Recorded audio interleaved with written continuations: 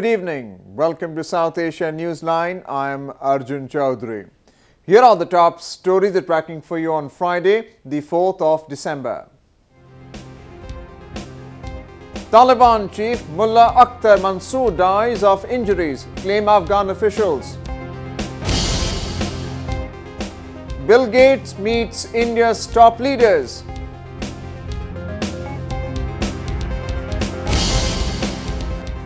And International Sand Art Festival in India draws huge crowd. And now for all the details. Taliban Supremo Mullah Akhtar Mansour has died of injuries, Afghan officials claimed on Friday. This is likely to aggravate the leadership crisis within the outfit. After days of uncertainty over his fate, Afghan officials said that the newly appointed Taliban chief Mullah Akhtar Mansour has succumbed to his injuries. Mansour reportedly sustained critical injuries during a gunfight in an argument with rival Taliban commanders this week. The Taliban has, however, rejected reports of Mansour's death, calling it a baseless propaganda. Mansour succeeded as the chief of the militia in late July following confirmation of death of long-time Taliban leader Mullah Muhammad Omar. But his elevation divided the outfit into two factions, with Omar's family opposing his leadership. The leadership crisis has already put the peace talks between Afghan government and Taliban into back burner. Mansour's death is likely to delay the Afghan peace process further. Afghan President Ashraf Ghani has expressed serious concern over the mass exodus of Afghani citizens towards Germany and other European nations. He discussed the issue with German Chancellor Angela Merkel during his two-day visit to Berlin. President Ghani stressed on the need for collective efforts to control refugee crisis after Germany said it would meet its humanitarian obligations for Afghans who are in acute danger but will send back refugees who are arriving in the country for better economic circumstances. Ghani added that public mindsets on the consequences migrants face in their quest to reach Europe needs to be changed. It's a horrible process. It's a costly process because every Afghan that tries to move to Europe invests something between $20,000 and $25,000, and for everyone that succeeds in reaching European shores, 4 to 10 lose everything along the way. We need to get the right information and make sure that everybody understands. Afghans constitute the second largest number of migrants in Germany after Syrian nationals.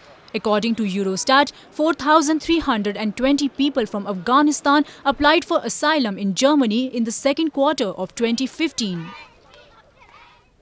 Protests against Pakistan's illegal occupation of its part of Kashmir continue in the region. Separatist leaders have threatened to escalate their agitation till Pakistani forces leave their homeland. Anger is brewing among the people of Pakistan-administered Kashmir, where the dissent of the locals has for long been suppressed. People in large numbers have been taking to the streets to register their protest against the illegal occupation of their region by Pakistan. लोगों को स्कूलों में तो ये पढ़ाया जाता होगा कि हम आजादी हासिल करके पाकिस्तान के साथ जाना चाहते हैं। ये आप लोगों को गुमराह कर रहे हैं। आपका जो टीचर जिसने अपनी जान आप लोगों को तालीम और शौर देते हुए कुर्बान की है, उसका नजरिया ये था, उसका पैगाम ये था कि खुद मुख्तार खुशहाल कश्मीर, और उसको आगे लेके जाना आप लोगों का काम है। ये जो उनके शागिर्द हैं, ये जो उनके इलाके के नौजवान हैं, ये पैगाम आगे लेके जाना आप लोगों की जिम्मेदारी बनती है। और इन हुक्मरानों को इस कमाल तबके को पहचानो। ये जब आपके गांव में वोट मांगने के लिए आते हैं तो इनको आगे से जूते मारा करो। Local leaders also censured the Pakistan government for their misrule in the region. इन्होंने आपके लिए आज तक कुछ नहीं किया और ये आइंदा भी कुछ नहीं करेंगे, क्योंकि इनका ताल्लुक चूंकि ये अपना ताल्लुक उस मुल्क के साथ जोड़ते हैं जिनकी फौजें इस मुल्क पे काबिज हैं। A part of the erstwhile princely state of Jammu and Kashmir, Pakistan-administered Kashmir has been under the Pakistani rule for over 6 decades now. Locals say Pakistan has been ruling the occupied region with an iron fist and denying the people their basic rights. Even though the region has an elected Prime Minister and President, most of the key powers, including taxation, are controlled by the government in Islamabad. Microsoft co-founder Bill Gates, who is on a visit to India, met the country's urban development minister Venkaiah Naidu in Indian capital New Delhi on Friday. According to media reports, issues related to sanitation and Swachh Bharat Abhiyan or Clean India campaign figured during the talks between Gates and Naidu. The Bill and Melinda Gates Foundation has also issued a grant of $13.4 million to the Tata Cornell Agriculture and Nutrition Initiative to help eradicate the problem of malnutrition in the country. He also called on India's Federal Minister of Health and Family Welfare, J.P. Nadda. It has been a very fruitful meeting. They have appreciated the work done in India in primary health care, especially in immunization, and women and child health has been of prime focus to us. They have certainly appreciated our position. We have also resolved to work together in field of primary health care, immunization and non-communicable diseases. We have also decided to see that how investments in health sector can be increased, and for that technical support and other support with the Gates Foundation and the ministry will work together. Coming back to Afghanistan. Afghanistan has been going through a painful transition as billions of dollars in foreign spending subsides due to gradual withdrawal of foreign troops from the country. The rise in Taliban violence has also aggravated the situation. A report. The loss of billions of dollars in foreign aid and military spending has led to scarcity of jobs amid fragile security. Many business ventures in Afghanistan could offer jobs to thousands of Afghans while foreign troops were around. The forces operated under an Afghan-first policy which required them to buy from local companies where possible, boosting economy and employment. فعلا وضعیت کاربار ما وضعیت خوب ندارند چون کاربار ما مستقیم با کمپانی‌های خارجی و نیروهای خارجی داره دیگه فعلا از مدتی که خارجی‌ها اخراج شدن از افغانستان کاربار ما رو به خراب شدن است. While the NATO forces in Afghanistan stood at about 140,000 troops during 2012, only 13,000 foreign soldiers remain presently. Many feel the onus is now on the government to generate employment. حالا ما از یا می‌خوایم که گوشه کار بر ما پیدا شود، یک شرکت کار کنن، یک کار جور کنن، ما چی کنیم این رقم بیکاری و بیروزگاری را؟ اگر یک تعداد مردم خارج میره او را نمیمانن. شما نروی باشید ای وطن ما چی کنیم؟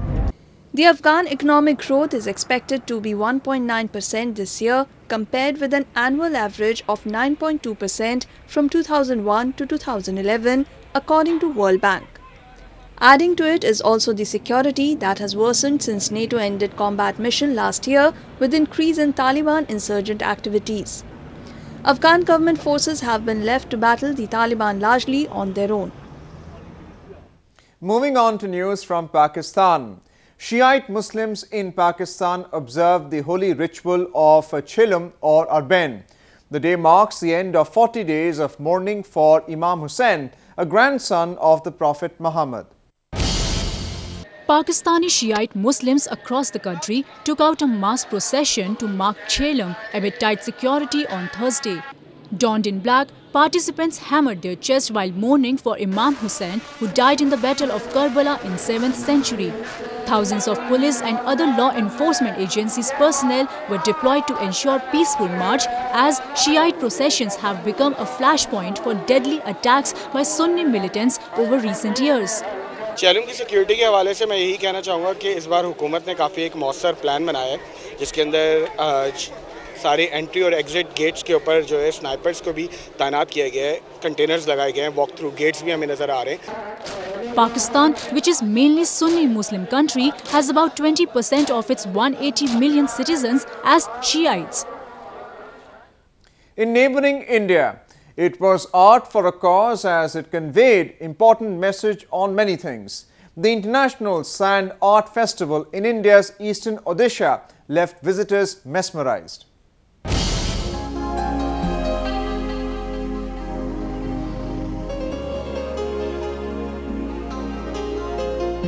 The seashores in eastern India's Puri attracted huge crowd at the ongoing International Sand Art Festival.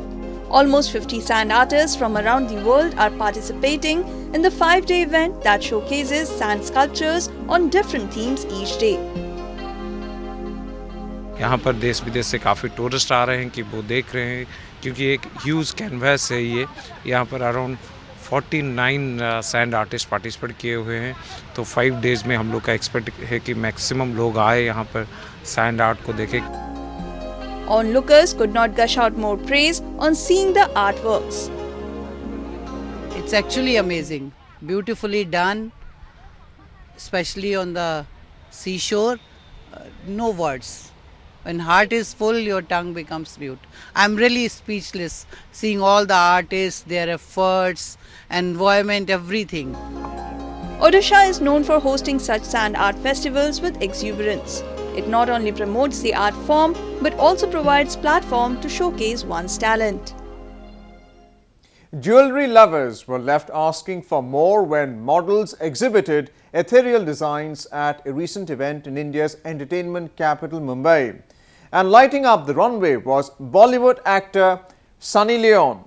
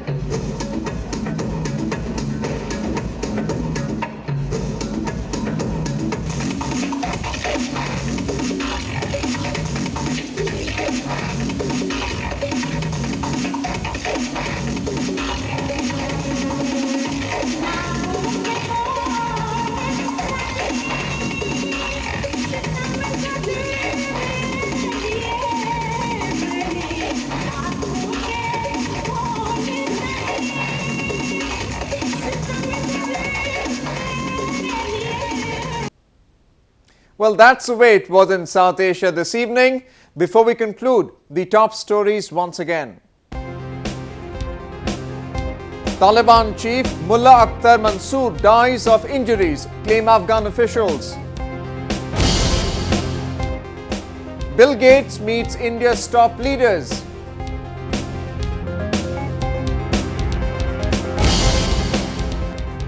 And International Sand Art Festival in India draws huge crowd.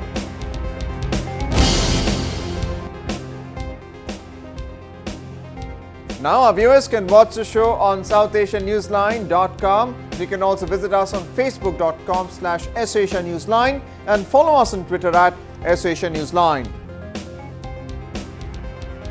That's all in tonight's edition. We'll see you same time next week. Have a great weekend and good night.